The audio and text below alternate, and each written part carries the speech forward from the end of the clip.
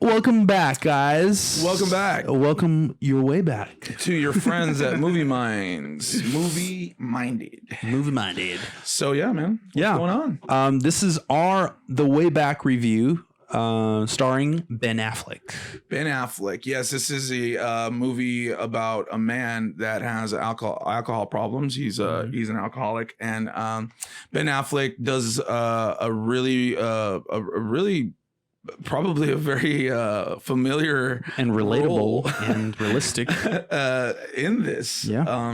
But yeah, man, yeah, it was interesting. Yeah. The movie has a bunch of Coach Carter meets some other movie, related. Analogy, you know what I mean? Yeah, exactly. It has a bit of that feel to it. Right. I just want to start off by saying, like, my overall thoughts on the film is that Ben Affleck really touched he touched something, I feel, in his whole acting, process, where I believe that he found, a backing from his personal life. And I really truly feel like there's something there. I don't know if it's because I know too much about his life or something like that, but man, it's just, you could see it all over his face sometimes on things.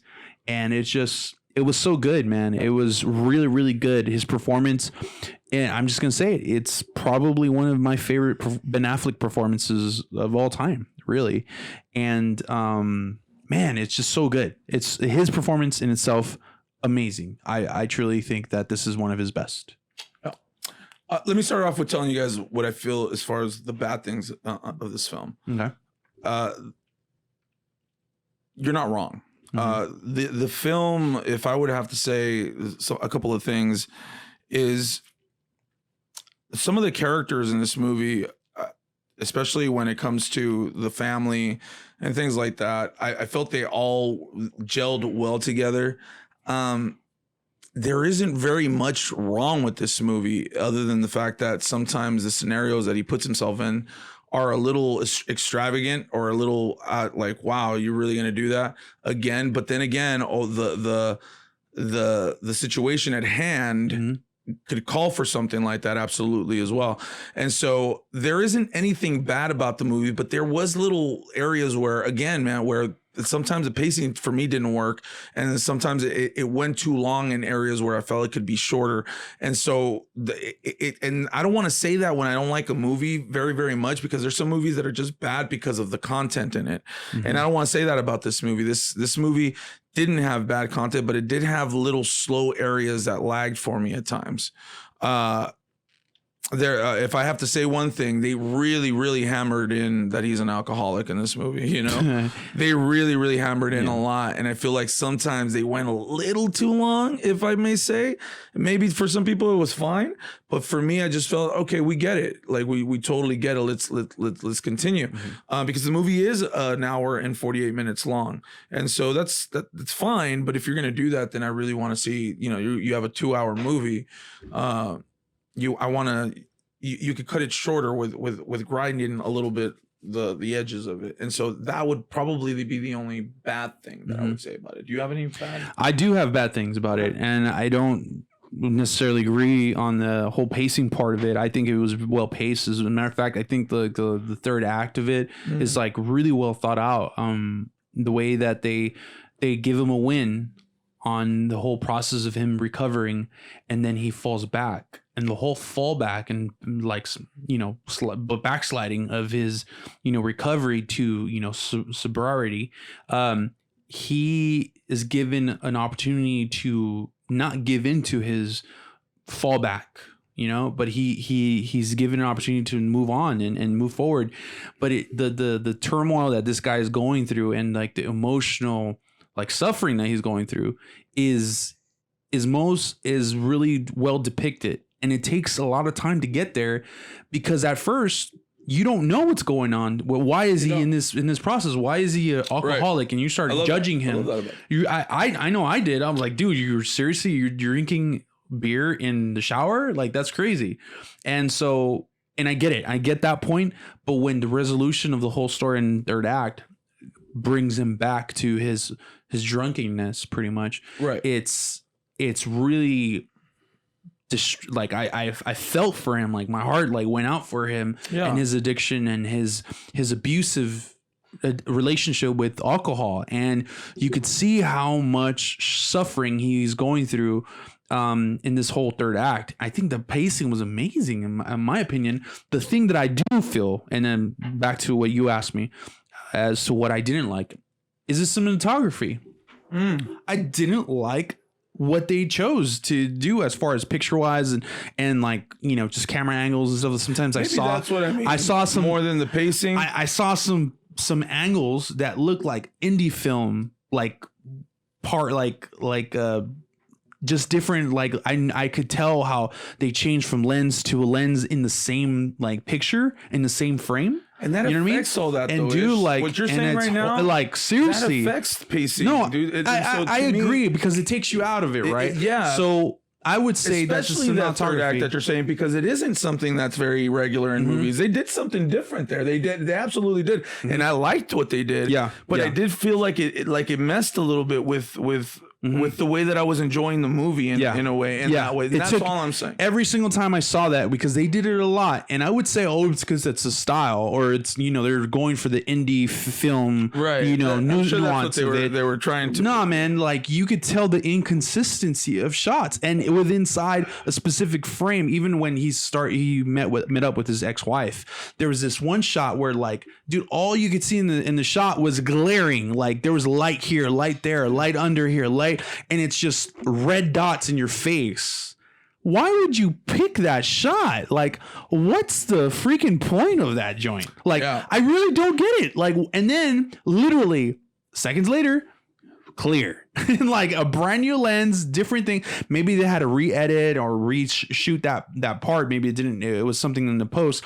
But dude, if you're gonna reshoot a film of that like caliber of, you know, of that budget, dude, just do the whole thing. You know what I mean? Yeah. So I think that the editing and the cinematography was really under par, dude. Like I'm sorry, this is one of the films where I'm like, the story amazing, acting great, amazing, some of Ben Affleck's best.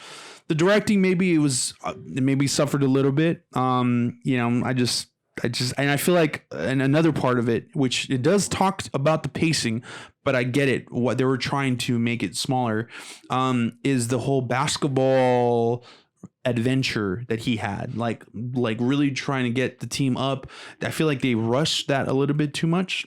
I think that the film actually would deserve another 10-15 minutes of that, to be quite honest with you.